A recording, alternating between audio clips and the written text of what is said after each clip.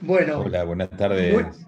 muy buenas tardes. Les pido a todos, por favor, que cierren los micrófonos, así evitamos todo tipo de interferencias.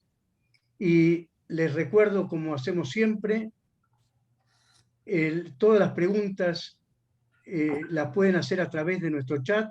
Para eso vamos a tener dos directivos que van a receptar todas las preguntas y cuando nuestro invitado termine su exposición, uno de los directivos le va a hacer todas las preguntas directamente en nombre de todos los participantes. República Unida es una organización apartidaria de ciudadanos que nos hemos reunido preocupados por la situación del país y se han organizado armando equipos dispuestos a defender la República y debatir acerca de las soluciones que se pueden aplicar a mediano y largo plazo para recuperar la Argentina de valores y consolidar la democracia. Ahora sí, vamos a presentar a nuestro invitado de hoy. Tenemos el enorme placer de presentar al diputado Fernando Iglesias. Fernando es escritor y periodista especializado en los aspectos políticos de la sociedad global, del conocimiento y la información. Es licenciado en alto rendimiento deportivo, ha sido entrenador de vóley argentino, fue diputado nacional por la coalición cívica entre los años 2007 y 2021, de la coalición cívica por 2007 y 2011, y desde el 2017 hasta el 9 de diciembre del 2021 es diputado nacional por Cambiemos. Fernando es presidente de la Comisión del Mercosur de la Cámara de Diputados y además integra como vocal 6 comisiones más: la Comisión de Cultura, de Deportes, de Derechos Humanos y Garantías, de Justicia, de Recursos Naturales y Conservación del Ambiente Humano, Relaciones Exteriores y Culto. Además, Fernando es precandidato a diputado nacional por Cava en el 4º lugar en la lista Juntos. Es miembro del Parlamento Latinoamericano, ha sido ganador del premio TEA por su artículo Para todos los hombres del mundo, ha ganado el premio Perfil por su artículo ¿Por qué la Organización de las Naciones Unidas debe cambiar? Entre los numerosos libros que ha escrito Fernando, podemos mencionar El año que vivimos en peligro, publicado en el 2017, La década saqueada, publicada en el 2016, Es el peronismo estúpido, publicado en el 2015, La cuestión de las Malvinas, del 2012, La modernidad global, del 2011, ¿Qué significa ser progresista en la Argentina del siglo XXI, 2009, y Kirchner y yo, del 2007? Con esto le damos la bienvenida a Fernando y el micrófono es todo suyo y lo escuchamos atentamente. Muchas gracias. Bueno, Adelante. gracias a ustedes por la invitación. Veo unos cuantos amigos ahí, lo veo a Teodoro que me ha bombardeado para que estuviera y ha hecho bien. Veo a Marta y no menciono más porque si no después se pone celoso y ya nombraste a ese, a mí no me nombraste. Me parece excelente esta iniciativa y que haya tanta gente en la sala y dispuestas a dedicar eh, una, un tiempo precioso, digamos, esta hora, viernes, uno debería estar paseando y comiendo pizza o alguna cosa recreativa, que haya gente que quiera dedicarlo a escucharme hablar de la República y de estos temas, habla de un extremo interés por la República y estos temas, ya que descuento que no tienen mucho interés en mí, pero que tengan tan a cuore, como se dice en Italia, tener en el corazón el tema de la República y de las instituciones, habla muy bien. Y es lo que veo en todos lados, ¿no? Veo una sociedad civil organizada, preocupada, angustiada, pero que no se queda pasiva, sino que participa en las marchas, o iniciativas como la de los padres organizados, o la de los chicos, los padres de los chicos que tenían problemas de comorbilidades que se movilizaron para pedir que les dieran las vacunas que correspondían, de una sociedad que no muchas veces la Argentina tuvo tanta efervescencia dentro de la sociedad civil. Y me parece bien porque es un periodo enormemente aciago, funesto, donde el nivel de improvisación, de corrupción y de berretés de este gobierno nos están prácticamente dejando sin país. Así que bueno, un gusto el mío, el de estar acá. Agrego a mis títulos que soy periodista, soy escritor, fui profesor universitario en temas de globalización y bloques regionales, que es lo mío. Soy presidente del World Service Movement, una organización internacional que arrancó en 1947 proponiendo la creación de una Corte Penal Internacional que solo se realizó medio siglo después.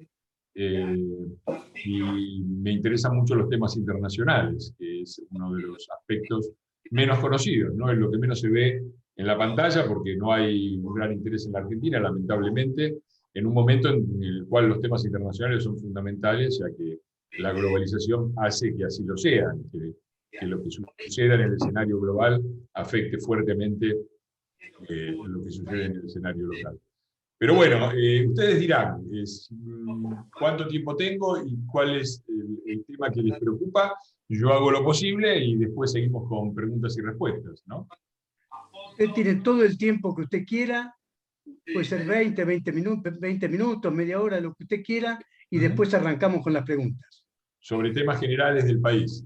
Sobre los temas generales del país, lo que nos preocupa a todos los argentinos, la situación que estamos. Creo que... Bueno, ¿qué decir? Yo creo que nunca hemos tenido una crisis multidimensional como la que estamos enfrentando hoy, porque claramente este gobierno que venía a arreglarlo todo con facilidad, ya que todo era un problema de la inutilidad o de la maldad del gobierno anterior, ha estallado. Me parece que no han resuelto uno solo de los problemas que venían a solucionar y los han agravado todos. Y eso es muy preocupante porque a eso se ha sumado el tema de la pandemia. Y lo digo así, el gobierno hace dos cosas bien, que es llevar adelante el plan de impunidad de Cristina, y en eso hemos visto como todas las semanas, incansablemente, gente que estaba presa y que debería seguir estando presa va saliendo. De esta semana fue Vudú, pero si hacemos la lista de los que estaban en la cárcel y salieron, es una lista interminable. El plan de impunidad sigue avanzando, tiene sus límites, pero eso lo hacen bien y con cierta profesionalidad. Otra cosa que hacen bien es la propaganda. Y dentro de la propaganda, el plan de culpabilización, ¿no? Según este gobierno, el problema de la economía es Macri, el problema de la sanidad es la pandemia, el problema de que no haya vacunas es por culpa de la Pfizer y de nosotros que somos visitadores médicos de la Pfizer, y así, cada uno de las locuras que han cometido se explica por la intervención malvada de alguna gente que, cuando uno revisa un poco, tiene muy poco que ver en el tema. Y todo lo demás es un gran caos.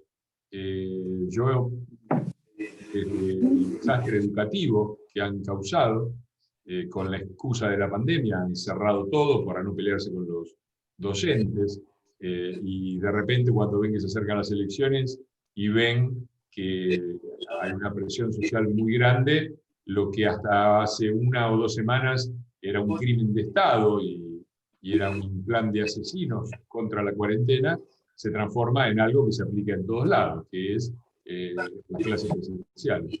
Estoy escuchando un ruido, no sé si hay algún micrófono abierto, pero... Que de repente una persona, como es en el caso de Córdoba, Sí, por favor, porque si no mi garganta... Yo no me doy cuenta y me esfuerzo más y ya me quedo sin garganta, porque es el tercer Zoom de hoy. Sí, buenas tardes. Aide, Carlos se acaba de mutear. Aide, también muteate, por favor. Gracias. Gracias, muy amables, muy amables.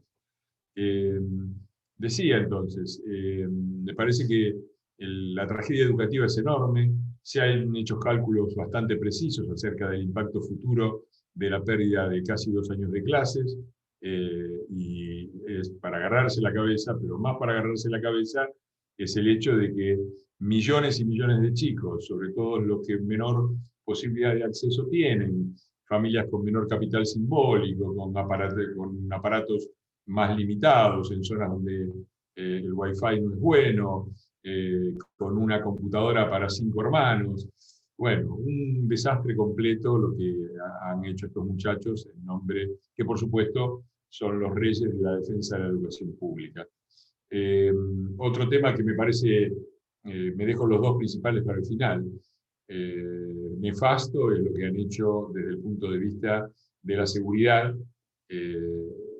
Recordemos que paramos la suelta de presos con un cacerolazo, si no, quién sabe dónde estaríamos hoy, pero la situación de seguridad está descontrolada absolutamente, y en el medio uno ve la total inoperancia y descoordinación, donde ellos, por un lado, tenés a Sabrina Friedrich, para quien las taser eran instrumentos de tortura, picanas que se usaban en la ESMA, por otro lado Bernie, que dice que hay que ponerlas, en el medio balean a chicos como este Chano, que será un desquiciado, pero me parece que debería haber un entrenamiento policial para contenerlo, que no llegara a este desquicio, o situaciones como las que hemos vivido de absoluta desprotección de los ciudadanos, sobre todo en la provincia de Buenos Aires, donde la situación se ha desmandado.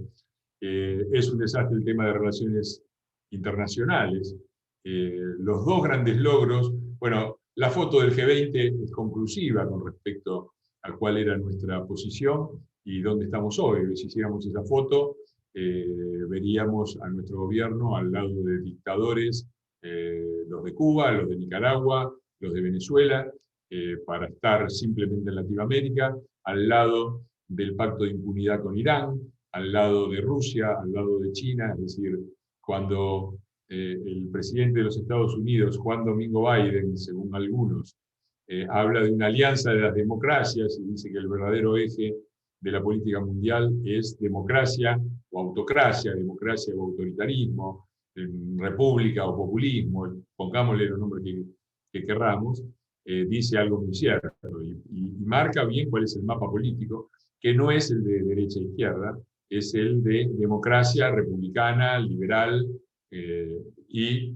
estos engendros que por supuesto utilizan la idea de la democracia y la república como la usaban los países del bloque soviético. Era la República Democrática de Alemania y era el país donde gobernaba la Stasi. Y en eso no tienen fisuras ellos, es muy claro también, ¿no? Cuando Cristina y todo el bloque oficialista se alía con Putin, muestran que el verdadero eje no es derecha-izquierda, porque nadie puede pensar que Putin sea de izquierda, sino autocracia. Están a favor de la autocracia, su modelo es autocrático, y eso es lo que les gusta, y lo que les gusta es eso, poder hacer negocios sin ninguna transparencia con algún jefe autocrático del mundo que les permita tener sus retornitos y además participar de un eje autocrático mundial. Otro punto fundamental que para mí había sido el logro fundamental de nuestro gobierno, que para mí no fue el G20, fue el preacuerdo con la Unión Europea, un acuerdo extraordinario, progresivo, que nos obligaba, por los argentinos necesitamos esto, ¿no? Para defender el valor de la moneda necesitamos atarnos al dólar, ¿no? Como Ulises se ataba al mástil para no escuchar el canto de las sirenas, ¿no? Atados al mástil de la convertibilidad para evitar emitir, el único experimento de periodo, por lo menos de medio término, exitoso en control de la inflación fue ese. Y ahora pasa un poquito también lo mismo. Para modernizar nuestra economía es muy difícil porque, obviamente, implica muchos cambios, implica tocar muchos intereses, y me parece que la forma de atarnos a un acuerdo con la Unión Europea, que nos daba tiempo, 5 o 10 años, era progresivo, era fundamental para lograr lo que necesitamos lograr en el país, sobre todo en la modernización, y sobre todo la modernización de la industria argentina, que es increíblemente obsoleta e ineficiente y consumidora de recursos, en particular de dólares. Y sin embargo, eso también lo han congelado. Y nos quedan las dos grandes estrellas, que son la situación sanitaria y la situación económica. La situación sanitaria es desastrosa por dos elementos que son el corazón mismo del peronismo y de este peronismo también, que son el cinismo y el fanatismo. Es decir, la vertiente ideológica que hizo que las vacunas más desarrolladas, más avanzadas, más efectivas, que eran la de Pfizer y la de Moderna, no se aplicaran solamente en dos países de Latinoamérica, que son, vaya casualidad, Argentina y Venezuela. En México, que tiene un sesgo ideológico bolivariano, la primera vacuna en aplicación es la Pfizer, en México. Ese es el sesgo ideológico y por lo tanto llevaba claramente a la Sputnik y a la falta de garantías de la Sputnik, lo dijimos de entrada, nadie dijo que la Sputnik era un veneno, nadie llamó a no vacunarse, dijimos hay que vacunarse porque mejor la Sputnik que cualquier otra, que no tener vacunas, pero eso no quita que la Sputnik es la peor vacuna en el mercado, por dos factores que se comprobaron. Primero, no estaba garantizada la segunda dosis, y no lo está. Y segundo, era la que menos papeles tenía. Todas las vacunas estaban y están flojas de papeles porque se necesita un proceso de años para aprobarlas siguiendo todos los protocolos. No se podía, había que acelerar, pero en el momento que la Argentina se decide por la Sputnik, todas las demás vacunas tenían la fase 3 prácticamente cerrada, y tenían publicados los resultados, y los resultados habían sido reconocidos como confiables. La Sputnik no tenía nada, nos la tiraron a la cancha así, y esperaron 5 meses hasta que apareciera una publicación en The Lancet, que es una revista, que no es una agencia, que no daba tampoco garantía, que está siendo criticada, y nos tiraron ahí a ver qué pasaba, y fuimos a la fase 3. Por suerte no parece haber habido una serie de casos fatales masivos, pero lo hicieron con una irresponsabilidad absoluta. ¿Y eso por qué? Porque habían apostado al negocio con AstraZeneca y el socio local, que era Hugo Sigma, y habían adelantado 54 millones de pesos por adelantado, mientras decían que la Pfizer no se podía porque había que dar garantías. Ahora si a mí si hago un negocio privado, está claro que prefiero tener que dar garantías a tener que pagar por adelantado. Me parece muy evidente esto, pero lamentablemente la lógica argentina se maneja con eslóganes. Así que bueno, acá estamos con una situación gravísima, reconocida. El último mail de la señora Nicolini, de la asesora presidencial Nicolini, es conclusivo con respecto a la situación crítica que estamos viviendo, a la alianza en la cual el gobierno argentino dice que defiende el proyecto de un gobierno extranjero, el de Putin. Imaginémonos una situación similar con otro gobierno, o con el gobierno de Macri, diciendo algo parecido con Estados Unidos, hubiera sido el fin del mundo.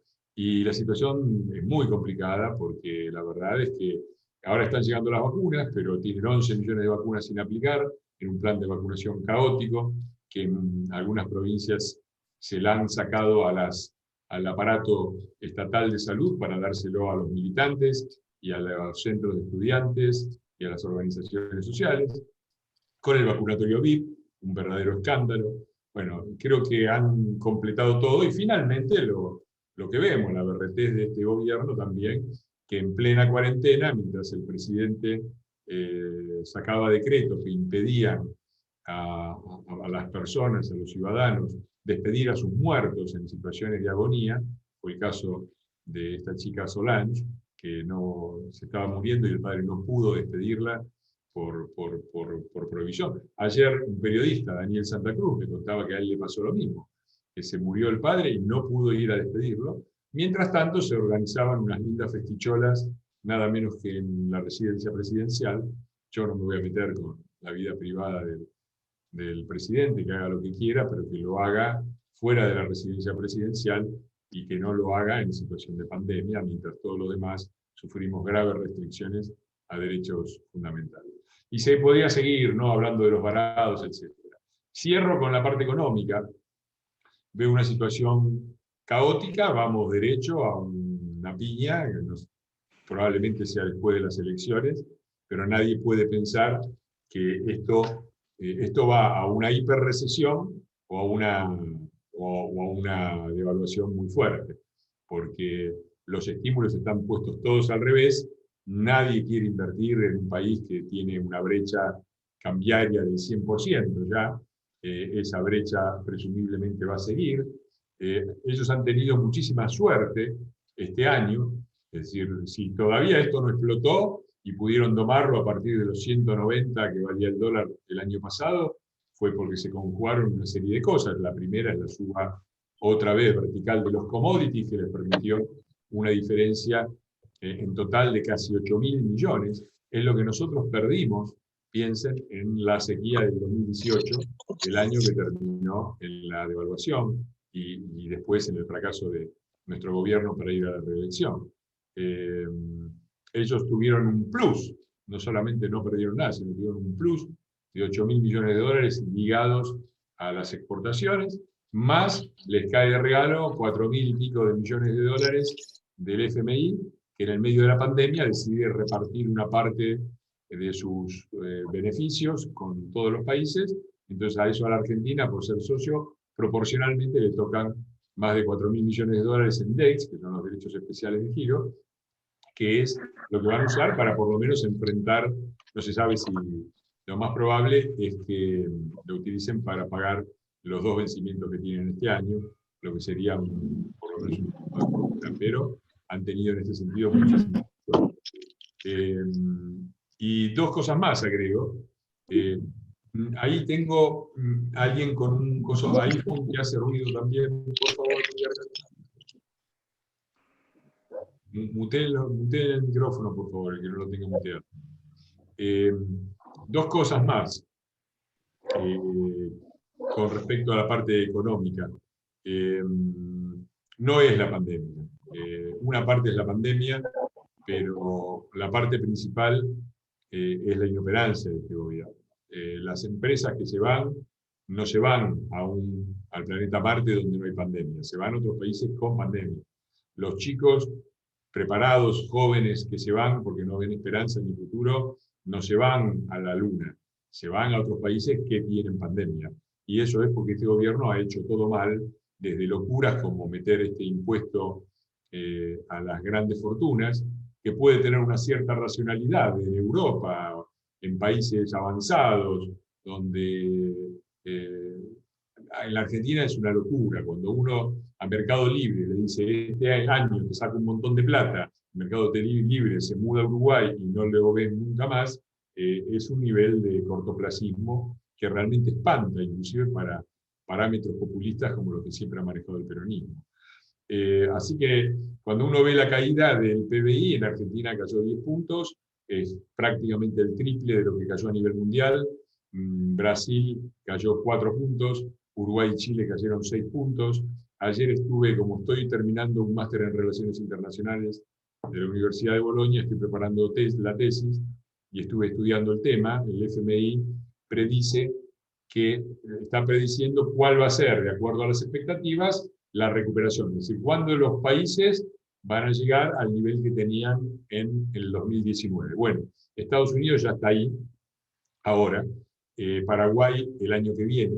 Hay toda una serie de países latinoamericanos y sudamericanos, la mayoría, que van a estar ahí en el 2023, y Argentina en el 2026 va a estar todavía abajo del parámetro de 2019. 7 años perdidos a partir de la pandemia, es decir, y comparativo con los demás países de la región. Así que ustedes imagínense el tendal que están dejando, que tiene que ver, y que está directamente relacionado, y cierro con esto, no solamente con un proyecto económico populista. Yo creo que esto ya se empieza a ver muy claramente algo que yo escribí hace muchísimo tiempo, que es el carácter estructural de la grieta. La grieta no es solamente la grieta, para empezar, no es discusión política, hay diferentes opiniones políticas, ni el debate apasionado y hasta los gritos. Eso no es la grieta, eso pasa en cualquier país, eso no es el problema. La grieta se puede decir, la grieta es moral, sí, la grieta tiene muchos aspectos, pero hay un aspecto central y estructural que para mí condiciona toda la visión del futuro. ¿Qué es esto? Que cuando uno mira las provincias, cuando uno mira los sectores productivos, cuando uno mira los sectores sociales, cuando uno mira el país, encuentra que todos los sectores, lo que yo estoy empezando a llamar la patria subsidiada, están directamente ligados al peronismo. Y todos los sectores productivos, es decir, las personas que vivimos de nuestro trabajo y las personas o empresas que viven de sus inversiones, todos esos son, en absoluta mayoría, apoyos a Juntos por el Cambio o a la oposición, si prefiere. Y eso se ve en todo, se ve en las provincias. Toda la franja central del país, que es productiva, que es viable, que sostiene al resto del país, es mayoritariamente votó en las elecciones, yo lo llamo la camiseta de Boca, ¿no? Porque es todo amarillo, azul y azul. Todo eso amarillo fue el voto a favor de Macri en la última elección, e históricamente ha sido así. Se puede agrandar en alguna elección, achicar en otro, hay unas provincias que entran y otras que salen, pero el voto a presidente, sobre todo, de esas regiones, es claramente por la oposición. Aun cuando gobierna el peronismo en algunas provincias, como Córdoba o Santa Fe, un peronismo al que yo no votaría, con el que yo no tengo nada que ver, pero que no es lo mismo que Gilles Frank o que Alicia Kirchner en Santa Cruz. Todo eso es un país productivo y viable. Si uno lo ve y lo que es inviable son los que viven de subsidios y de regalías, ¿no? El norte, el modelo de provincia para el presidente era Formosa, eso lo dice todo, o Santa Cruz, donde el kirchnerismo gobierna desde hace 30 años. Ahí tenemos dos ejemplos claros del norte y del sur, el del azul de la camiseta de Boca, que juega sin duda sobre el peronismo. Y el otro tercer sector es el conurbano, ¿no? El conurbano deprimido, el conurbano atado a un modelo industrial jurásico que nunca se modernizó, y por lo tanto atado a los subsidios. Entonces, toda la Argentina subsidiada está con ellos, toda la que no es subsidiada está por otro país. Y eso se ve en todo, se ve en las provincias, pero se ve también en los sectores productivos. Todos los sectores que son competitivos en la Argentina, que por definición son exportadores, porque nadie que es competitivo, es decir, que produce algo de valor y de precios razonables, se queda solamente con el mercado argentino, ¿no? Cualquiera que produce un producto industrial, un producto agropecuario, un conocimiento, información, lo que sea, no dice, voy a vender solo en el mercado argentino. Por definición, vende en un mercado internacional, global, o hasta donde puede llegar con su medio. Todos esos sectores son sistemáticamente agredidos, ¿no? Los unicornios digitales, el sector de la economía de la información que llegó a exportarse $1.000 millones, el campo, todos los que son exportadores y que traen dólares, agredidos, tasados, el único país delirante que le pone, mientras todos subsidian las exportaciones para competir en el mercado mundial, nosotros no solamente no las subsidiamos, sino que las tasamos. Y todos los sectores que no tienen ninguna posibilidad de exportación, porque no son competitivos, porque producen productos, suena muy feo, producen objetos o información o lo que sea de baja calidad y de alto costo, todos esos compactamente con ellos y viviendo de los subsidios que pagan los demás. Y lo mismo con todo, las personas, ¿no? La clase media, los productores de información, todos los que son productivos en la economía global de la información, todos esos mayoritariamente son votantes nuestros, los otros son votantes de ellos, y si ustedes van a un banderazo y preguntan, y le dicen, ¿y vos qué ponés en la caja común? ¿Qué pagás de impuestos y qué te llevas del Estado? Y todos les van a decir, mirá, yo pago un montón de impuestos como si fuera noruego o más, y no me vuelve nada, porque a mis chicos les tengo que pagar la educación por otro lado, y la salud por otro lado, y la seguridad, tengo que poner una garita en la puerta de mi casa, y un sistema de alarmas, así que todos ellos son votantes nuestros, aportan y no reciben nada, son subsidiadores, no subsidiados, y si vayan a marchar ellos van a encontrar a toda la variación de subsidiados que puedan buscar, de gente que no aporta y recibe. Ahora, yo no digo que hay que cortar eso mañana y mandar toda la gente a la miseria, pero no puede seguir este sistema que eternamente lleva a una carga impositiva asfixiante y a que el país tenga la misma, el mismo PBI per cápita que teníamos en 1974. Haciendo cálculos para la tesis, encontré un par de cifras para ponerse a llorar. Si a partir de 1946, año significativo, Argentina hubiera crecido al mismo ritmo que México, digo México, ¿no? Un país latinoamericano, tradición, todo lo que ustedes caudillista, todo lo que ustedes quieran, México. Si hubiéramos crecido como México, tendríamos un PBI per cápita superior a la media de de casi todos los países europeos. Estaríamos por encima de Francia, de Alemania, de Gran Bretaña, de todos esos, claramente por arriba. Y si hubiéramos crecido al ritmo de Brasil, que tampoco es una joya, del 46 hasta ahora, seríamos el tercer país más rico del mundo, atrás de Qatar, que tiene un PBI per cápita de más de 100.000 millones de dólares, estaríamos más o menos en 60.000 millones, estaríamos en $60.000 per cápita por año. Imagínense, $60.000 per cápita por año, lo que es casi lo mismo que el segundo, Suiza, y nosotros seríamos el tercero. Simplemente conseguir el crecimiento de México y de Brasil. Así que imagínense el desastre que ha significado la irrupción del peronismo y que están perfeccionando en este último periodo. Bueno, supongo que ese es el diagnóstico un poco. Espero que las preguntas vayan orientadas un poco a las propuestas. Decía esto último, porque esto influencia las propuestas. Si uno entiende, porque yo veo mucha ingenuidad o no sé qué, en pensar que un sector peronista, no kirchnerista, va a estar a favor de las reformas. No es que no están a favor de las reformas porque no entendieron, porque no se dan cuenta, porque hay que convencerlos, porque Cristina lo corre. No. Están en contra de las reformas, porque las reformas implican atacar los intereses de la patria subsidiada, en todas sus vertientes. Individuos subsidiados, provincias subsidiadas, sectores económicos subsidiados, esas son su base. Por eso, desde que llegaron al gobierno, le han quitado a todos los no subsidiados para darle aún más a los subsidiados. Y a crear un sistema, ¿no? Perdimos no sé cuántos, creo que son, no quiero errar, pero creo que estamos en más de 100.000 puestos de trabajo menos en el sector privado, netos, 400.000 y 100.000 empleados estatales más. Bueno, eso es, ¿no? Y no van a cambiar porque los convenzamos, ni porque seamos buenos, ni porque nos pongamos a cantar la marchita con ellos.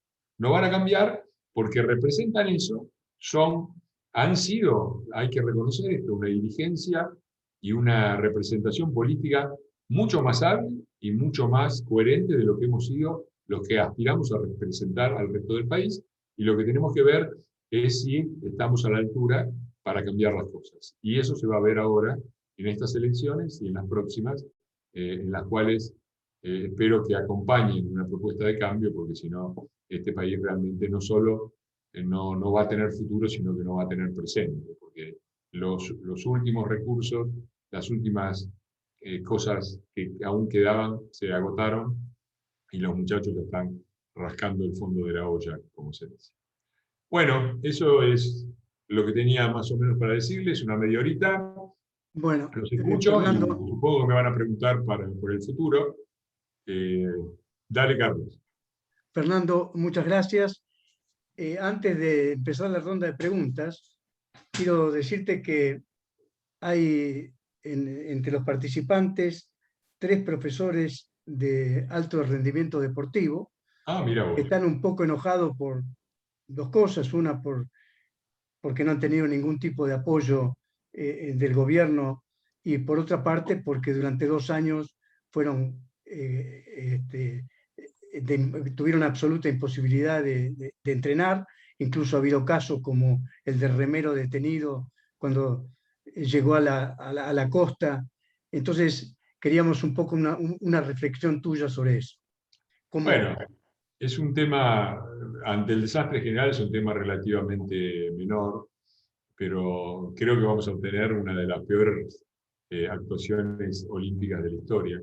Las narraciones de nuestros atletas son espantosas sobre los inconvenientes que han tenido, la falta de apoyo, los que han viajado porque un youtuber de Chico Maratea les consiguió la plata para los pasajes, un caos absoluto. Me alegro que haya gente de la licenciatura. Yo tuve el honor de recibirme y al año siguiente me ofrecieron la cátedra más importante de la licenciatura, que era la cátedra de entrenamiento. Y tuve el gusto de trabajar unos 7 años, casi desde el inicio de la licenciatura, que es una licenciatura de la Secretaría de Deportes y del Comité Olímpico Argentino, que como no pueden dar títulos, usan a la Universidad de Lomas de Zamora, pero la gestionan ellos. Me alegro que haya graduado de ahí, es una carrera muy completa, muy bien hecha, o lo era, la verdad es que no tengo informaciones. Pero el tema deportivo es expresivo del caos que este país, donde uno va a buscar, han hecho un desastre, han roto todo, han destruido todo. Y yo nada, lo único que puedo decir es que les mando un abrazo, cada vez que puedo lo hago, a los deportistas que están compitiendo. Sigo con especial interés el voleibol, que es lo mío, y veo el esfuerzo denodado que se ha hecho para tratar de representar y de estar bien, pero veía hoy unas escenas pavorosas de esta chica Piñatelo entrenándose en una pileta de 5 metros de largo, más o menos. Entonces entrenaba la zambullida y la vuelta. Como ustedes siempre, claro, después llegó ahí, pobrecita, corría anoche y salió octava, y es una buena nadadora, porque las condiciones de preparación han sido incomparablemente peores. No lo mencioné porque obviamente no, en el medio de gente de 104, 105.000 muertos, creo que vamos hoy, parece un tema, pero es expresivo, ¿no? Es expresivo como el tema de los varados, el papelón con los Pumas. Digo, un país que manda una selección a representarnos y después no la deja entrar. Pero después cuando la deja entrar es todavía peor, porque le está otorgando un privilegio frente a otra gente que por ahí está en situaciones dramáticas, ¿no? De gente que se quedó varada en países, se le acabó la plata, imagínense lo que vale el peso que tienen ahorrado acá, pagando con tarjeta de crédito allá, y te aplican el impuesto país y después te aplican el otro. Yo me tengo que pelear todos los meses porque gasto entera, y más también, mi dieta de diputado en pagar el máster que estoy haciendo. Cuando cuento en Europa que gano como una cajera de supermercado y que además soy insultado con buenas razones, porque mi sueldo acá es un sueldo muy bueno, entonces la gente se enoja y no lo pueden creer. ¿Cómo que una cajera de supermercado? Yo decir 1.000 euros, y bueno, sí, mi cuota es de 1.250 euros mensuales, y 1.000 euros es lo que gana una cajera de supermercado. Y eso es el país en el que estamos viviendo, ¿no? Un país pavoroso que expulsa a los chicos y nos estamos quedando sin las empresas más valiosas, sin los principales aportantes desde el punto de vista fiscal y sin lo más tremendo, que es sin los chicos más capacitados, ¿no? Me contaban el otro día que en no sé qué cena pidieron que levantaran la mano, que estoy hablando de una cena de 50 personas, levantaran la mano los que no tenían, personas de cierta edad, los que no tenían ningún hijo en el extranjero, y entre 50 personas levantaron la mano 3 o 4. Todos los demás, por lo menos, un hijo en el extranjero. Por supuesto, en general, ¿no? Los más capacitados, los más pujantes, los que quieren progresar, esos son los primeros que se van. Un panorama terrible que esperamos poder remontar, porque uno dice, bueno, peor que esto no podemos caer, pero yo recuerdo que cuando yo hice esa trayectoria de migración y me fui a entrenar equipos internacionales de voleibol a Italia, era lo que me decía mi mamá cada vez que venía, una vez por año, a visitarlos. me decía, volvete, volvete, porque más de acá no podemos caer. Bueno, sí, seguimos cayendo, lamentablemente.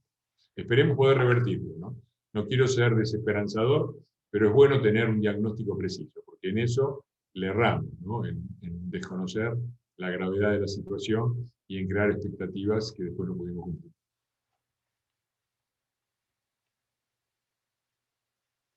Bueno, empezamos Claro. con las preguntas con el corto plazo. Y la primera es cantada frente a una elección, más allá de los fiscales, ¿cómo se hace o qué plan hay para evitar el fraude, ¿no? Que sabemos que siempre es un tema polémico. Bueno, vamos a hacer lo que siempre hacemos, una vigilancia estricta del tema informático y llevar la mayor cantidad de fiscales posibles. Ahora va a ser complicado, porque está claro que ellos están, siempre lo han hecho, no quieren la boleta única, porque justamente este sistema es mucho más fácil de hackear, basta en mandar a uno, basta con dar la instrucción que cada uno de los votantes de ellos se lleve las boletas nuestras para que todo el sistema entre en colapso, porque nadie puede reponer todas las boletas. Yo me acuerdo en el 2007, que yo era diputado de la coalición cívica en la provincia de Buenos Aires, nos llamaban todo el tiempo, no hay boletas, manden más boletas, a las 3 de la tarde nos quedamos sin boletas, y para que la gente no votara en blanco, que los ayudaba, dimos la instrucción de que votaran al trotskismo. Imagínense, así que imagínense el nivel. Ahora, ¿qué estamos haciendo? Bueno, está a cargo un equipo, está Guillo Dietrich, que es el más, está en la ciudad Claudio Bargach, en la red de ser fiscales, y vamos a tratar de ponerlo todo, pero la hacen difícil, ¿no? Esta maniobra de poner un límite a las autoridades de mesa de 55 años apunta claramente por parte de la justicia a priorizar, a excluir a muchos de nuestros posibles... Está claro que hay un sesgo etario en el voto. Piensen que los de mi generación, o más o menos, digamos, de 60 para arriba, vimos un país diferente y nos escandalizamos ante las cosas que vemos. Los chicos un chico que tenía, no sé, 15 años en el año 2001, cuando estalló el país, ahora tiene 36. O sea que de 40 años para abajo se han criado en un país que es así, donde los cartoneros forman parte del paisaje, y parece hasta razonable que el presidente utilice la residencia presidencial para sus fiestitas, ¿no? En cualquier país razonable hubiera estallado un escándalo con una renuncia inmediata, o por lo menos una explicación inmediata del presidente. Porque puede haber explicaciones, pero las tiene que dar. Tiene que salir por cadena nacional a decir esto pasó así y tiene que explicar. Lo que pasa es que como no puede explicar nada y pasa desapercibido, creo que no llegó ni siquiera a ser la principal noticia en muchos de los diarios. Y eso es terrible, habla de una degradación de los valores, y no me estoy poniendo mojigato, ¿no? Que el presidente haga lo que quiera con su vida privada. La residencia presidencial es otra cosa, y la cuarentena y el respeto de la cuarentena es otra cosa. Usted habló de los peronistas, ¿no? Y si bien hay peronistas dentro de Juntos por el Cambio, ¿cómo ve lo que está armando por ahí Pichetto de la pata peronista, sabiendo lo que acabas de mencionar, ¿no? De cómo son los peronistas? No, yo no hablo de los peronistas, yo hablo del peronismo. El peronismo es un movimiento político, tiene su partido político, que es el Partido Justicialista, tiene sus organizaciones sindicales, ¿no? Las 62 organizaciones, y yo hablo del peronismo, no de los peronistas. Los peronistas en Juntos por el Cambio son bienvenidos, con una sola observación. Son bienvenidos, pero esto no es el PJ. O sea, las metodologías del Partido Justicialista, a los que les gustan, que se queden en el Partido Justicialista y les apliquen allí. Y bienvenidos. Yo siempre digo lo mismo. Perdón si me repito, pero libres ellos de cantar la marchita, libre yo de criticar al peronismo, ¿no? Forma parte de la libertad en la que creemos y de la pluralidad de ideas en las que creemos, ¿no?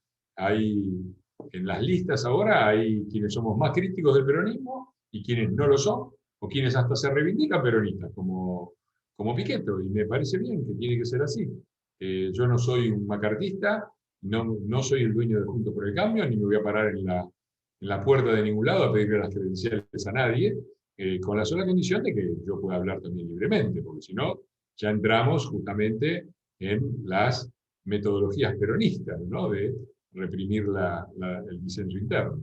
Así que son bienvenidos. Yo creo que Pichetto fue una gran incorporación. En muchas cosas estoy de acuerdo con él, en otras no estoy tan de acuerdo, pero me parece que ha sido un dirigente que ha aportado y que se ha manejado además con extrema lealtad con respecto al expresidente Macri, lo que habla muy bien de él. En las redes circulan muchas versiones, muchas cosas fake, y una de las cosas fake que circula es por ahí un acuerdo entre Larreta y Massa. ¿Cómo lo ve a Sergio Massa? ¿Hay realmente algo ahí? ¿Qué es lo que está pasando en ese sentido? Massa es una de las personas más nefastas que yo he conocido, de un nivel de hipocresía y caradurismo sin par y de superficialidad. Dirige las sesiones de la Cámara de Diputados como si estuviera animando una fiestita infantil, haciendo chistecitos a los diputados, llamando a las diputadas Silvi, Juani, digo, una cosa realmente de animador de fiestas infantiles. Era el que decía que no les tenía miedo, que los iba a poner presos, y se terminó aliando con él. Me parece un personaje nefasto, que siga teniendo un rol importante en la política argentina, habla muy mal del país. Y por supuesto que tiene mucho juego político y mucha conexión con algunos sectores que tienen una visión mucho menos crítica del peronismo y que piensan que el sector, no solo más, extendámoslo al peronismo que no está dentro de Juntos por el Cambio, ni está en el kirchnerismo, ese sector ahí en el medio, los Schiaretti, los Perotti, los no sé qué, que ahí tenemos una posibilidad de llegada. Yo opino lo siguiente: por supuesto, ¿estoy en contra del diálogo? No, yo estoy siempre a favor del diálogo. Pero, ¿qué quiere decir el diálogo? ¿Qué quiere decir buscar consensos y acuerdos? Si yo firmo un acuerdo con uno de ustedes para, no sé, para el año que viene alquilarles una casa, y ustedes cuando llega el año que viene dicen, no, mira, conseguí una más barata, no te alquilo la casa. ¿Qué acuerdo es ese? El acuerdo se basa justamente, se hace para que inclusive al que le va mal o al que no le conviene, lo respete. ¿Cómo se puede hacer un acuerdo con gente que no respeta, no los acuerdos, no respeta la Constitución Nacional, que es el acuerdo más básico de la Argentina? Entonces, no es que yo estoy en contra del diálogo y los consensos. Bienvenidos sean. ¿Con quién? Porque si yo firmo un contrato con un tipo que lo va a cumplir si le conviene y no lo va a cumplir si no le conviene, yo soy un idiota, porque yo quedo atado al contrato y él no. Entonces, ¿para qué firmo el contrato? ¿Para qué el consenso y el acuerdo? Este es el problema en la negociación con el peronismo. Por lo tanto, yo creo que la única forma, Mauricio lo hizo bien. Digo, a Massa lo llevó a Davos y sacamos algunas leyes y por algunos meses funcionó y está muy bien, hay que volver a intentarlo así, yo no tengo ningún problema, me parece muy bien. Confiar en que va a seguir funcionando y que va a ser un acuerdo de largo plazo, y yo, discúlpenme, ¿no? Porque yo también escucho también sectores liberales que dicen, no, acá no hicieron estas reformas, hay que cambiar esto y bajar los impuestos, y pum, pum, pum, pum. Primero, bajamos los impuestos, segundo, los íbamos a bajar más, había un consenso fiscal con un compromiso obligatorio de bajar los ingresos brutos, volvieron a subir, y había acuerdos en otras cosas. Otros acuerdos no se podían hacer porque el peronismo estaba en contra, y eso es de lo que estoy hablando. ¿Cómo se puede convencer?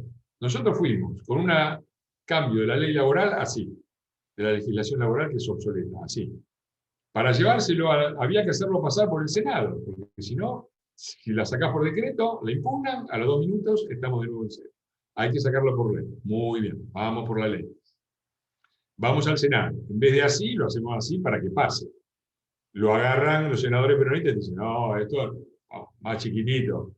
Estamos por sacarlo, se para Pablo Moyano y dice, no, los intereses de los trabajadores, la ley, es la vieja ley de la Banelco, otra vez, papá. Vienen los senadores y te dicen, así no la podemos sacar porque nos matan, y se acabó la legislación laboral. Los que dicen que van a hacer reformas que el anterior gobierno no hizo, y me parece muy bien, tienen que explicar cómo lo van a hacer con mayoría peronista en el Senado, porque eso no va a cambiar. ¿Puede cambiar la de diputados? Sí, si hacemos 2 elecciones muy buenas, podríamos tener mayoría en diputados. El Senado, no. Entonces, ¿cómo van a hacer? Yo tengo algunas ideas, pero las tengo a partir de la experiencia que hicimos, y no riéndome, diciendo, no tuvieron lo que hay que tener, no pusieron... Hay un límite de poder. La Argentina vota peronismo sistemáticamente. Yo lo expliqué en televisión otra vez. Estaba Julio Bárbaro, que tomaba nota. La Argentina vota peronismo. Esa es la regla. Y cuando ve que cuando las papas se le queman al peronismo en el 99 y la convertibilidad viene en picada, dice, no, mirá, me bajó el salario, voy a votar la oposición.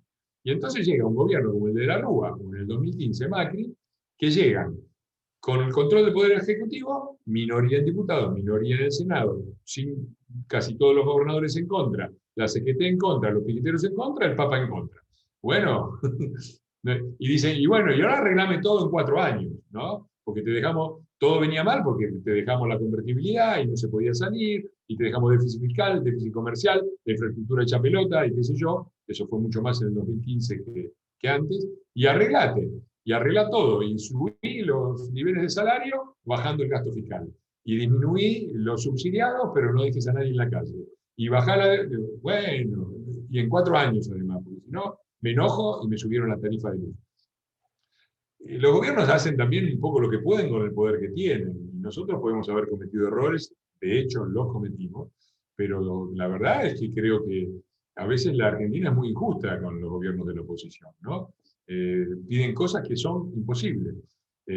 Y yo creo, insisto, nosotros si volvemos el 2023 tenemos que volver para hacer más cambios. No estoy abogando a favor del status quo. Y tenemos que buscar formas innovativas. Por ejemplo, tenemos este bloque del problema de la legislación laboral en el Senado. Muy bien. ¿Qué tal si hacemos un plebiscito en la Argentina para ver si las obras sociales tienen que seguir en manos de los sindicatos? Y otro para ver cómo tiene que ser el régimen de las asociaciones sindicales. ¿Tiene que haber un sindicato único que decide el Estado, como decía la Carta del Laboro de Mussolini y como aplicó Perón, o tiene que haber pluralidad? ¿Cómo tiene que ser la comisión directiva? ¿Tiene que estar solamente los que ganaron o tiene que estar también la oposición? ¿Y cuántos años puede estar un sindicalista al frente de un sindicato? ¿Un periodo, 2 o infinito? Vamos a hacer un plebiscito, no vinculante, que no sea vinculante. Vamos a ver qué opina la gente de los compañeros de la CGT.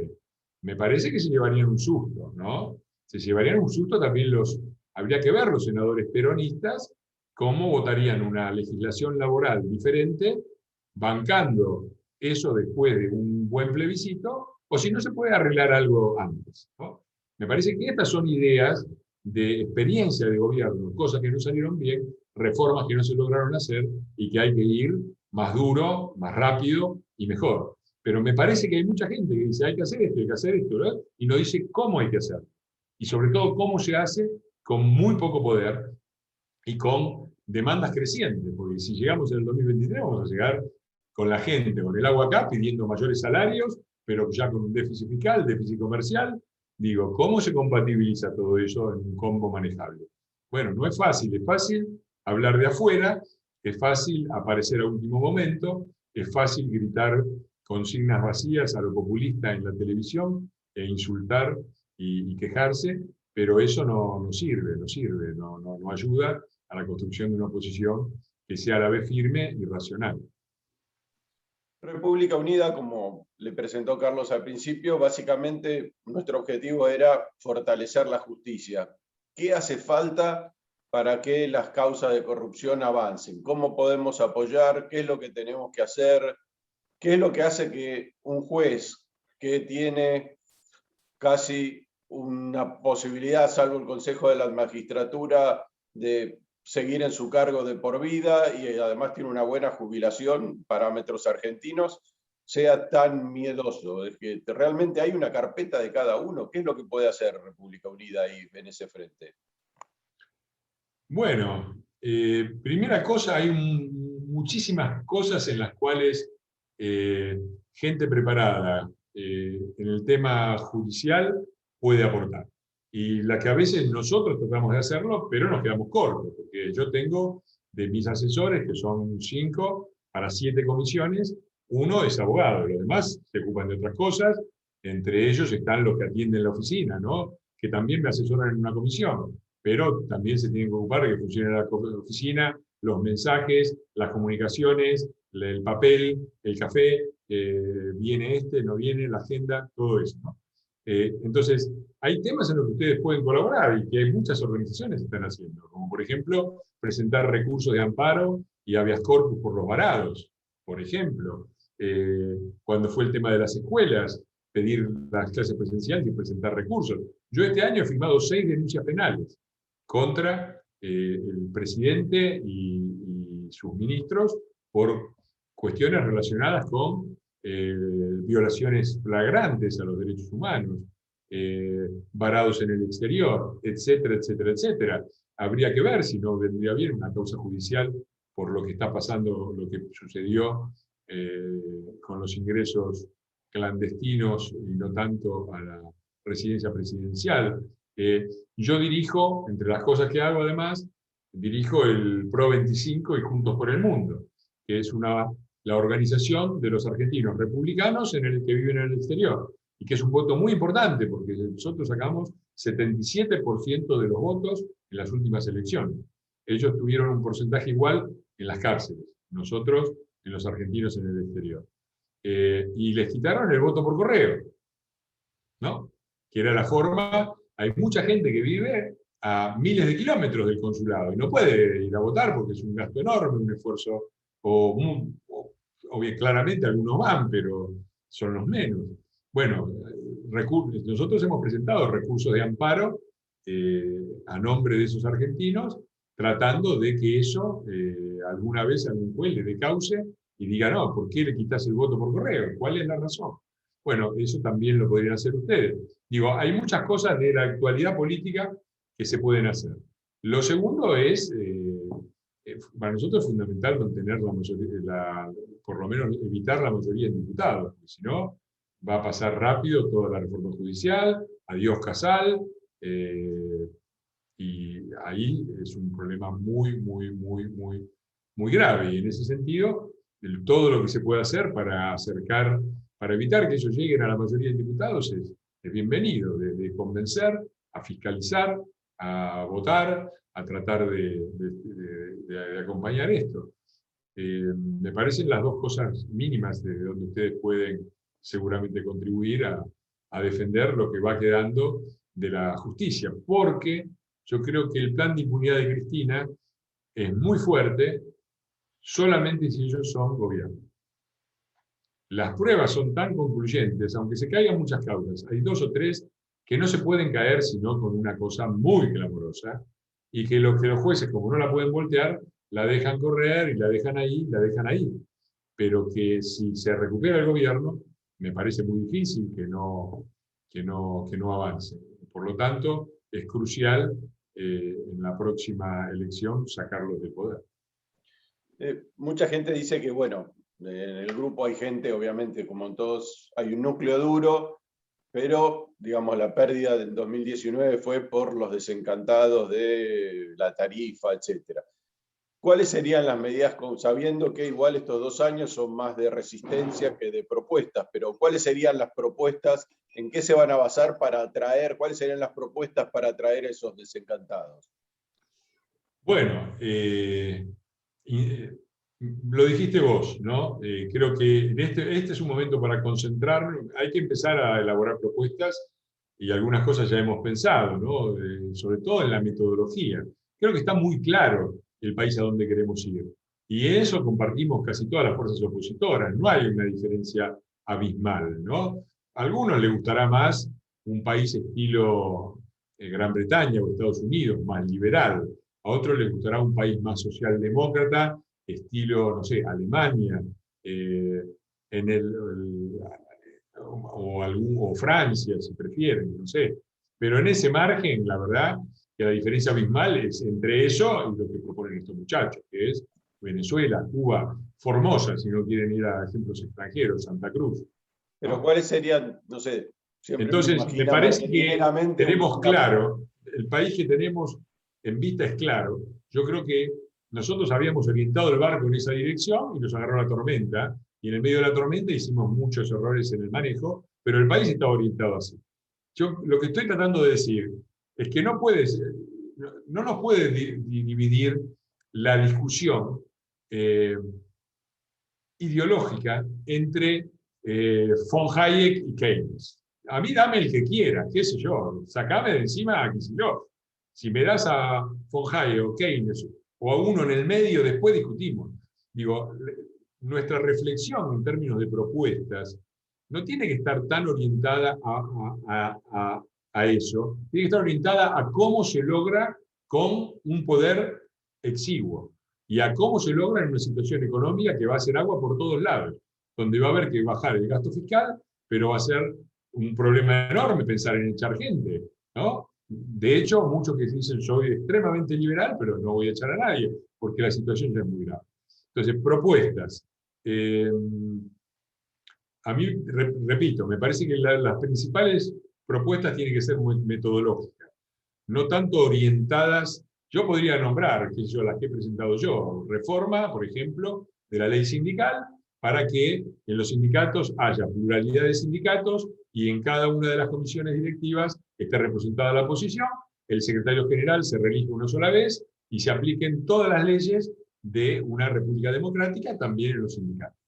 Y podría mencionar un montón de leyes y de ideas al respecto. Martín Testás está proponiendo una cosa muy, muy elemental, que es una apuesta sabiendo que se va a perder, pero que está bien plantearlo, es decir, quitarle al Banco Central, quitarle al Poder Ejecutivo, no al Banco Central, la atribución de darle a la maquinita, que es todo el problema inflacionario. La inflación en la Argentina hasta 1946, entre 1900 y 1946, inflación promedio anual 1,2%. ¿No?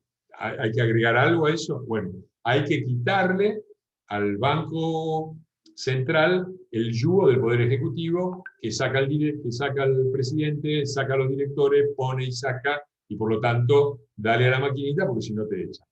Entonces, hay que poner limitaciones por ley muy grandes en la forma en que se maneja, garantizando la independencia del Banco Central, que es la única forma de parar la inflación. Y ahí nosotros cometimos un error el 28 de diciembre, está muy claro. Ahora, el problema central no es tanto esa propuesta en la que creo que vamos a coincidir todos, el problema es cómo se hace. ¿Cómo se hace? Teniendo que sacarlo por ley y con un Senado con mayoría ajena. Esos son los grandes problemas que enfrentamos. ¿Y cómo se hace eso? ¿Cómo se interpela en las provincias? ¿Cómo se trabaja en las provincias para cambiar esa situación? No lo sé. Es muy difícil tumbar la mayoría del Senado. El Pacto de Olivos ha tenido consecuencias nefastas, ¿no? Del 89. Yo creo que así como Alfonsín es admirable, sobre todo en su primera parte de gobierno, ¿no? La del preámbulo, la de la lucha contra el pacto sindical militar, cometió errores graves. En el 94 yo creo que la constitución que sacamos fue una constitución muy mala que consolidó el poder del Partido Justicialista, el Pacto de Olivos, y que estábamos en una situación ideal, porque la verdad mi sensación era que a Menem lo único que le importaba era reelegir, y se le podía sacar muchísimo más de lo que se le sacó. En cambio, se fue con reformas muy tibias, se dejó un Senado prácticamente en manos de ellos, y se le dio la llave del reino, porque el Senado además es decisivo en la designación del Poder Judicial. ¿No? Ellos se quejan del lawfare cuando lo que llaman Comodoro Pro son 12 jueces, de los cuales 10 los pusieron ellos, ¿no? Ustedes corríjanme si yo estoy equivocado, porque estos saben más que yo, ¿no? Y en la Corte Suprema son 5. ¿Cuál fue una iniciativa pura de fuerzas opositoras? El presidente, Rosenkrantz. A Rosati hubo que aceptarlo para que entrara Rosenkrantz, y era un exministro de Néstor Kirchner. Los otros 3 fueron designados o por Menem, o por Néstor, o por Cristina, ¿no? Entonces, y se quejan. No es que dicen, esta es la justicia nuestra, estamos contentos. Bueno. Hola, te limpio, Martí, dale. Contame, que te pasa un poquito de esto. ¿Qué está pasando ahí? Patuzzi, por favor, Patuzzi. Así que nada, ¿cómo se hace? Bueno, yo creo que también hay que pensar en términos un poco populistas de la política argentina. Me parece que la gente movilizada en las calles es muy importante.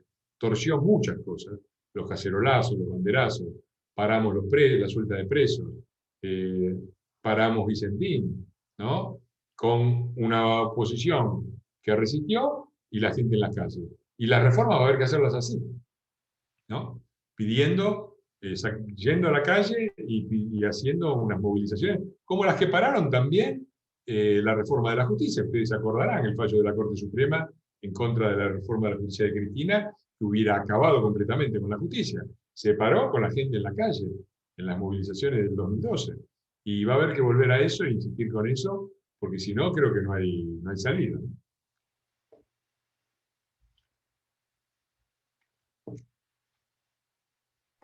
Sí, queda un tema, está en la Comisión del Mercosur. ¿Cómo impacta esta actitud del presidente de pelearse con Uruguay, con Brasil? ¿Cómo se puede hacer para revertir eso?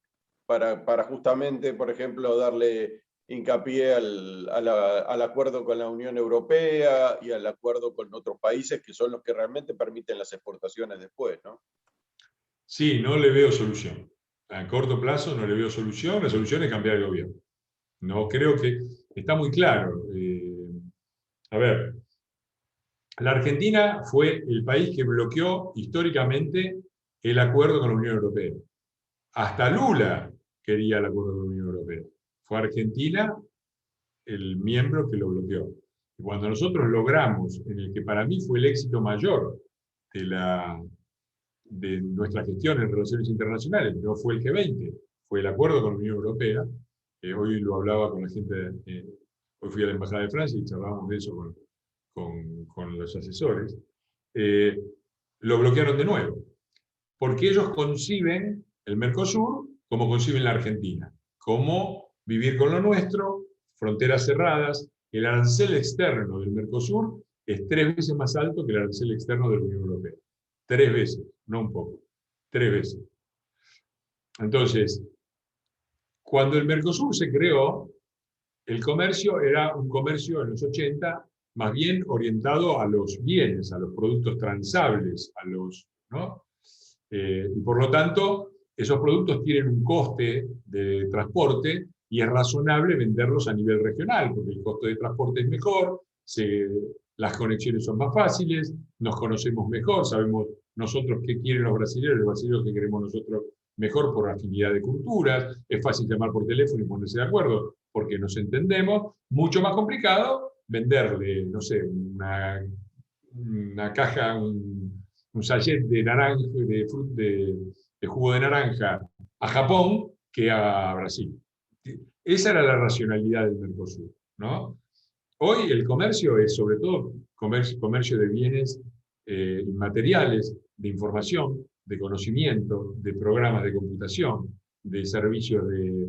Entonces, el mercado es el mundo, ¿no? Cuando el costo es prácticamente cero de transporte y yo estoy vendiendo una aplicación que la tradujo y se puede usar igual en España que en Japón, mi mercado es mundial. No, me cuesta lo mismo vendérsela a Uruguay que vendérsela a los españoles que vendérsela a Japón, ¿no?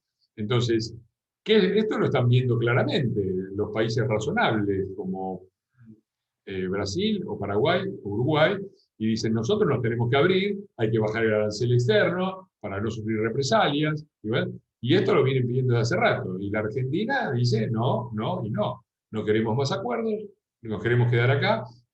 Es exactamente lo mismo que hacen, porque quieren eso, porque todos los sectores subsidiados que viven de vender productos caros y de mala calidad en la Argentina, con una protección absurdamente alta, no quieren. Entonces no es un problema de convencerlos de qué es lo mejor para la Argentina. Es un problema de entender qué es lo que representan, qué es lo que quieren, qué es lo que van a defender y qué es lo que van a seguir defendiendo. Y por lo tanto el Mercosur está directamente orientado a partirse, porque los costos para los otros 3 países son mucho más altos que los beneficios. Entonces no se ve por qué ahí viene la polémica, ¿no? Del lastre, quién es el lastre y qué sé yo. Y la verdad es que lo que están haciendo en nombre de la integración regional es romper el Mercosur. en vez de utilizarlo como una plataforma, porque si nosotros vamos a negociar con la Unión Europea un acuerdo de comercio, es mucho mejor negociarlo como Mercosur. De hecho, lo conseguimos. Ir a negociar como Argentina, pero ni te atienden el teléfono. Ni te atienden el teléfono, un mercadito así chiquitito, cada vez más chiquito, de baja calidad. ¿A quién le importa? ¿A quién le interesa? Si te alías con Brasil, es otra cosa, ¿no? Bueno, una última pregunta. Se ha hablado mucho y los periodistas hacen mucho hincapié y hay gente que se pone nerviosa por las peleas internas ahora, por las PASO, entre los distintos integrantes de Juntos por el Cambio. ¿Cómo ves esos temas? Sí, es una pregunta y una preocupación justificada. Yo estoy viendo algunas cosas que me parecen... A ver, pongamos las cosas en su dimensión, ¿no? Porque siempre se nos mide con la vara de Suiza y a los muchachos se los mide con la vara de África, ¿no? Nuestras diferencias son diferencias entre personas que quieren mucho más acuerdos que diferencias. Y que casi todas las diferencias son diferencias metodológicas. No tanto de si queremos ir más bien para Alemania o más bien para Inglaterra, sino cómo hacemos para llegar ahí, que es el principal problema, ¿no? Arranquemos, crucemos el Atlántico y después vemos para dónde vamos, ¿no? Y sobre todo evitemos que se hunda el bote, ¿no? En eso estamos de acuerdo. Entonces las diferencias son relativas. Pero ha habido unos chiporroteos innecesarios. Yo se los quiero atribuir a la inexperiencia de algunos que entran ahora en política y tienen un poquitito de soberbia en el sentido de me como la cancha, ¿no? Acá les voy a mostrar a todos, qué sé yo, pero creo que espero que se vayan diluyendo a lo largo de la campaña. Me parece, sobre todo, que hay que evitar un error que también algunos han cometido, que es adelantar el 2023, ¿no? Tomar estas elecciones para establecer quién va a ser el candidato presidencial del 2023 y cómo vamos a hacer para dirimir ese. Ese es un grave error. Y creo que en parte se ha cometido y hay que tratar de disminuir los daños, porque lo peor que podemos hacer es agrandar los daños. Yo veo gente que dice, no, ¿cómo van a hacer esto? Que daña la alianza. Y por lo tanto no los voto. No nos ayuden, hay que disminuir los daños. El problema que se causó es que es probable que hayamos perdido algún diputado en el camino de esta estrategia. Y lo que tenemos que hacer es no perder más diputados, no perder aún más diputados. Entonces me parece que eso, no hay que adelantar las elecciones. Me parece muy buena lo que hizo Patricia, ¿no? Que cuando vio que esto iba para este lado, dijo, no nos subamos acá porque esto va a dañar, yo me bajo, hagamos un acuerdo lo mejor posible y tratemos de tener una lista equilibrada, que creo que es lo que tenemos, ¿no? Creo que la lista de la que formo parte es una mezcla razonable de los diferentes partidos, el PRO, la Coalición Cívica, la Unión Cívica Radical, y tiene posiciones más palomas y más halcones y más la especie ornitológica que prefieran. Hay de todo, ¿no? Nadie puede, miren que yo, los primeros 4, no veo ahí una mayoría de palomas, veo gente que tiene voz, que tiene palabra, y también gente que busca el acuerdo, hay de todo, es la pluralidad que somos. Si les queremos ganar a los muchachos, tenemos que estar todos juntos, no nos va a sobrar nada, y por lo tanto no podemos darnos el lujo de cometer caprichos, ¿no? Yo creo que una de las responsabilidades que hemos tenido, lo he descrito en mi último libro, El Medioevo Peronista, en un capítulo que se llama Los colaboracionistas. La última parte se llama Los votantes champán. Yo siempre cuento esta anécdota, perdón que me prolongue y cerramos acá. Una vez fui al programa de Fantino a presentar mi libro, es El Peronismo Estúpido.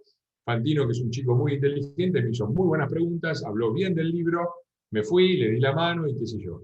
Al otro día me llama Fantino y me dice, no sabés lo que pasó, me llamó mi mamá. Digo, ¿y por qué me llamas a mí? ¿Qué tiene que ver? Me dice, no, me llamó para retarme porque le había dado lugar a un gorila como vos en mi programa, porque a ella, Evita, le regaló una muñeca en el año 49. Y desde entonces ella es peronista y pa.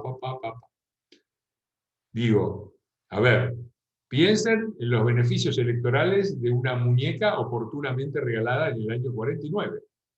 Digo, los votantes peronistas son así, ¿viste? Te votan lo que venga, a como dé lugar. A Aníbal Fernández, le pones a Frankenstein cantando la marchita, vamos con la boleta de Frankenstein. Nosotros estamos que esta no me gusta por esto, esta se peinó así, el otro hizo no sé qué cosa, ay, mirá lo que dijo la quinta de la lista, no te voto, no te voto. Digo, muchachos, por favor, digo, si decimos la patria, la república está en peligro, y vienen por todo, tengamos un diagnóstico, seamos también nosotros un poquitito más consistentes como votantes, porque si nos ponemos a este te lo voto, el otro no te lo voto, y empezamos a partir el voto, y después nos pasó en la PASO del 2019. ¿Cuánta gente que podía ir a votar no fue a votar? O votó, te mando el mensaje, ahora vas a ver, Macri me subió la boleta de la luz, o no me gustó no sé qué cosa, y voy a votar a, qué sé yo, a este candidato, que ya sé que no va a entrar, que va a sacar el 2%, y qué sé yo, pero vas a ver, al otro día nos quedamos sin país, cayó la bolsa el 50%, récord histórico mundial, con excepción de Sri Lanka en los años 80. Digo, si no aprendimos de eso, de las consecuencias que tiene la superficialidad, sobre todo cuando del otro lado tenemos a la mamá de Fantino, que te dice, a ver, mandámelo a Drácula que te lo voto igual. Yo no digo que hagamos lo mismo que ellos, digo, pero tengamos un poquitito de razonabilidad y de prudencia. Me parece que hay listas con candidatos que nos gustan más, que nos gustan menos, los que son halcones no les gustará algún candidato, los que son palomas no les gustará que esté yo, que pensará que soy demasiado crítico, o alguno que vota Juntos por el Cambio dirá, ¿y por qué lo llevan a Iglesias, que habla mal del peronismo, y yo canto la marchita, y quiero la República, pero soy peronista? Digo, siempre hay un candidato que no nos gusta, siempre las cierre de listas deja heridas, calmémonos un poquitito, eso forma parte de la normalidad, pasa en Alemania, pasa en Suiza. Lo que no pasa en Alemania y en Suiza es que te voten en el año 2021 por muñecas que le regalaron en el 49, lo que no pasa en Suiza es que los que iban a meter presos a fulanita van en la misma lista que fulanita. Eso no pasa. Entonces, ahí hay un abismo, y tratemos de medir las dos cosas con la misma vara en el momento de votar. Eso es todo. Bueno, muchísimas gracias, Fernando. La verdad que ha sido un lujo tenerte. Te agradecemos muchísimo, te pedimos disculpas por el abuso de habernos pasado del tiempo. Nos quedamos cortos, hay muchísimas preguntas que te quisiera hacer la gente. Te deseamos lo mejor y mucha suerte para la lista Juntos. Muchas gracias y abrimos los micrófonos para aplaudir a nuestro visitante. Gracias a ustedes. Gracias a todos. Muchas gracias, muy claro. Gracias, Fernando. Muchas gracias. Gracias. Gracias, Fernando, buenísimo. Muchas gracias. Gracias. Gracias, señor diputado. Muchas gracias. Suerte. Vamos. Gracias. Gracias. Fuerza, no aflojar. Gracias. Vamos. A ganar. Fuerza, señor diputado, fuerza. Fuerza para el recinto, sobre todo. Ganar la legislativa. Vamos.